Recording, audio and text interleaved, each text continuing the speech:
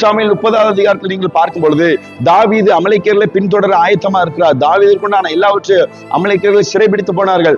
அமலேக்கியர்களை பின்தொடர அவன் ஆயத்தமாய் கிளம்பி போகும் பொழுது அவன் போகிற வழியில ஒரு எகிப்தியன் குற்றராய் கிடக்கிறார், ஒரு எகிப்தியன் கட்டப்பட்டவனாய் கிடக்கிறார். உடனே தாவீது அந்த எகிப்தியனை கண்டு கொண்டார், அந்த எகிப்தின் மேல் கரிசனை செலுத்தினான். உடனே அவனுக்கு புசிக்கு அப்பம் கொடுத்தான் என்று வசனம் சொல்லுகிறது. 11ஆம் வசனத்தில் அந்த எகிப்தியனை கூப்பிட்டு அவனுக்கு புசிக்கு அப்பம் கொடுக்கும் பொழுது அவனுக்கு திரும்ப உயிர் வந்தது என்று வசனம் சொல்லுகிறது. அல்லேலூயா. நீங்க எகிப்தியனை தாவீது கண்டு கொண்டார், தாவீது எகிப்தியனை கண்டு கொண்டார். சுயநலமற்ற தாவீது. இன்னைக்கு நம்ம எத்தனை பேர் ஆண்டுடைய பிள்ளைகளே, ரட்சிக்கப்பட்ட தேவச்சனங்களே, எத்தனை பேர் நம்ம எப்படி சுயநலமற்றவர்களா இருக்கிறோம்? இல்ல நம்ம சுயநலம் உள்ளவர்களா இருக்கிறோமா? நமக்கு என்ன, என்னுடைய வேலை எனக்கு போதும், எனக்கு ஆசீர்வாதம், எனக்கு அற்புதம் நடக்கணும், என்னுடைய வேலையை நம்ம போதும், அதுவே பார்த்துட்டு பிஸியா நம்ம போய்கிட்டு இருக்கோமா? அவ்வளவு பிஸி ஷெட்யூலே தாவீது எகிப்தியனுக்கு உதவி செய்தாரு, அவ்வளவு பிஸி ஷெட்யூலே எகிப்தியனுக்கு அப்பம் புசிக்க கொடுத்தாரு. நீங்க எத்தனை தேவ ஜனங்கள் எகிப்தி பிள்ளைகளுக்கு, அவர் ரட்சிக்கப்படாத உங்கள் பக்கத்து வீட்டில் உள்ள எகிப்தியனுக்கு, உங்க கூட வேலை பார்க்கிற எகிப்தியனுக்கு எத்தனை பேர் அப்பமாகிய தேவ வசனத்தை வாங்கி கொடுத்திருக்கீங்க? எத்தனை தேவ ஜனங்களை ரட்சிக்கப்பட்டு நீங்க எத்தனை வருஷம் ஆச்சு? ஆனா எத்தனை எகிப்தியனுக்கு நீங்க அப்பம் கொடுத்திருக்கீங்க? எத்தனை எகிப்தியனுக்கு பைபிள் வாங்கி கொடுத்திருக்கீங்க?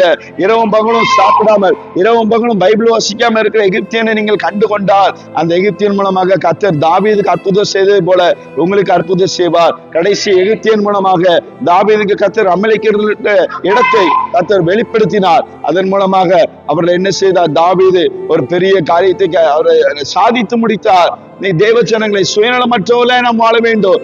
நம் குடும்பம் அப்படி இருக்க கூடாது. ரட்சிக்கப்படாத எகிப்தியனை கண்டுகொள்ளுங்க.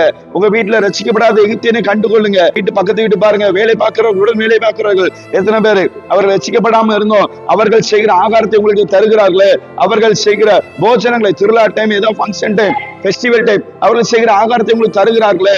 ஆனா நீங்க எத்தனை பேர் அவர்களை கண்டுகொண்டு அந்த எகிப்தியனுக்கு அப்பமா வாங்கி கொடுத்திருக்கீங்க? நான் விடுதலையோடு இருக்கிறேன், எகிப்தியன் விடுதலை இல்லாம இருக்கிறேன்னு சொல்லிட்டு தாவீது கரிசனை செலுத்தினான். அல்லேலூயா. வசனம் சொல்லுகிறது. ஆமென். சங்கீதம் புத்தகம் 41வது அதிகாரம் 1ஆம் வசனத்தை வாசிக்கும் பொழுது, சிறுமைப்பட்டவர் மேல் சிந்தையுள்ளவன் பாக்கியவான், தீங்கு நாளிலே கர்த்தர் அவனை விடுவிப்பார். நீங்க சிறுமைப்பட்டவன் மேல, பாவம் செய்யறவர்களுக்கு நீங்க சிந்தையா இருந்து அவர்களுக்கு சுவிசேஷம் சொல்லி அவர்களை விடுதலை ஆக்குனீங்கன்னா தீங்கு நாளிலே கர்த்தர் அவன் மூலமாக உங்களை விடுவிப்பார். நமக்குள்ள அபிஷேகம் எதுக்கு?